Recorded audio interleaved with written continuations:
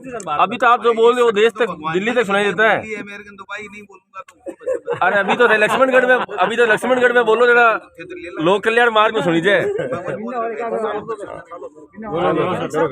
शुरू कर दो सर।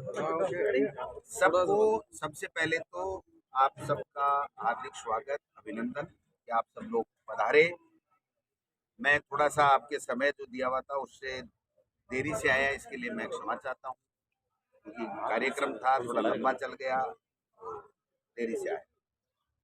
हमारा 2 दिवसीय प्रशिक्षण शिविर है जो हमने पहले प्रदेश में 3 दिवसीय आवासीय प्रशिक्षण किया था। अभी हम तमाम जिलों में 2-2 दिवसीय आवासीय प्रशिक्षण कर रहे हैं। नागौर में हम कल परसों करके आए हैं, आज बीकानेर में था। इसका जो उद्देश्य है कांग्रेस की विचारधारा को आगे बढ़ाना, जो विचारधारा सबको साथ लेकर के चलती है, उस विचारधारा के आधार के ऊपर प्रदेश के लोगों की सेवा करना, लोगों के बीच में रहना, और जो आज़ादी दिलाने से लेकर के अब तक जो स्वर्णिम भारत है उसमें जो कांग्रेस पार्टी के महान नेताओं का, उनका बलिदान, उनका जो काम, उनको सबको कार्यकर्ताओं के बीच में चर्चा करना। सरकार जो हमारी लोगों के आशीर्वाद से, प्रदेश के लोगों के आशीर्वाद से बनी है, उस सरकार की जो फ्लैगशिप योजनाएं हैं उनको लोगों तक पहुंचाना, जिससे वो गांव ढाणी मोहल्ले वार्ड तक पहुंचाएं, उसका लाभ ज्यादा से ज्यादा कैसे मिले। सरकार के लिए कोई सुझाव अच्छे कोई कार्यकर्ताओं के माध्यम से, जो जनता के माध्यम से आते हैं, उनके ऊपर चर्चा करना, आगे सरकार तक उसको पहुंचाना। केंद्र सरकार की जो विफलताएं, जो चाहे महंगाई का मुद्दा ले लो, चाहे किसानों का मुद्दा ले लो, चाहे नोटबंदी का मुद्दा ले लो, चाहे बेरोजगारों को रोजगार नहीं देने का मुद्दा ले लो, किसान की आमदनी दोगुनी करने की बातें करते थे उनका मुद्दा ले लो, चाहे कोरोना में मिसमैनेजमेंट का मुद्दा ले लो, ये सारे तमाम वो मुद्दे हैं जो मोदी जी पहले कहते थे कि 70 साल में कांग्रेस ने हिसाब नहीं दिया और मैं 5 साल का हिसाब दूंगा। मोदी जी 8 साल तक कोई हिसाब नहीं दे पाए, और जितने भी उनकी योजनाएं या जितने भी उनके काम हैं वो सारे के सारे एंटी एक तरीके से जनता के हैं, और मैं तो यहाँ तक भी कराऊंगा कि एंटी नेशनल। वो हमको सवाल उठाते हैं कि कांग्रेस के लोग देशद्रोही हैं अगर आवाज उठाते हैं।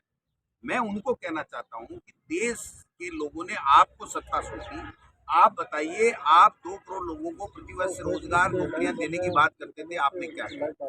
आपने किसान की आमदनी दोगुनी करने की बात की, आपने किसान को 15 महीने तक खून के आंसू क्यों बहाए?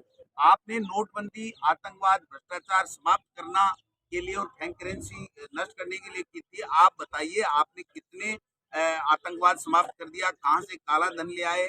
आपने कोई भ्रष्टाचार मुक्त कर दिया हो तो आप बता दीजिए। तो मैं समझता हूँ कि जो काम उन्होंने किया वो सारे के सारे उल्टे काम किए, जो उन्होंने वादे किए थे उनसे पूरे के पूरे तरीके से उल्टे उन्होंने काम किए हैं।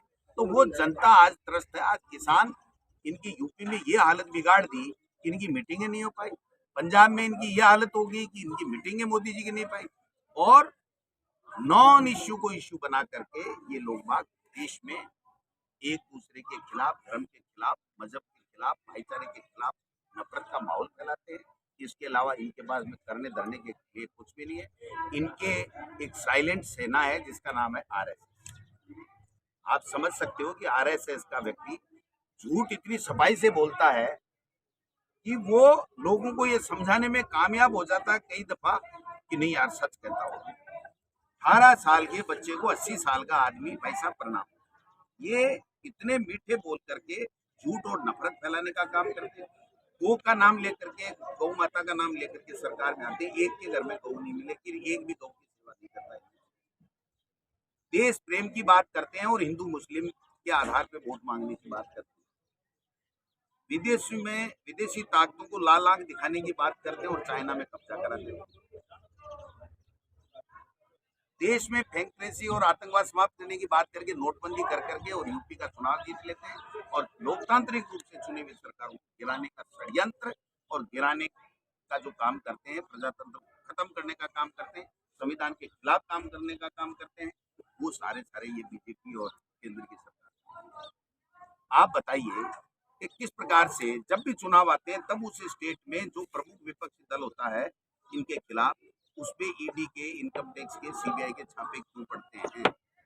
अब उत्तर प्रदेश में क्यों पड़े, पंजाब में क्यों पड़े, पहले मध्य प्रदेश में क्यों पड़े, छत्तीसगढ़ में क्यों पड़े, कर्नाटक में क्यों पड़े, महाराष्ट्र में क्यों पड़े?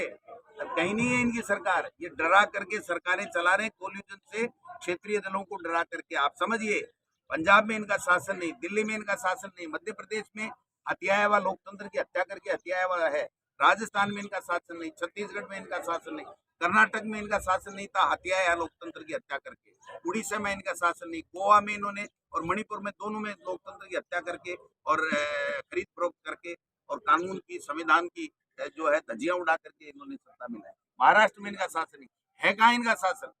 इनका शासन केवल केंद्र में है और केंद्र में लोगों से झूठे वादे करके ये लोग भाग आ गए। आज इनके लिए जनता खून की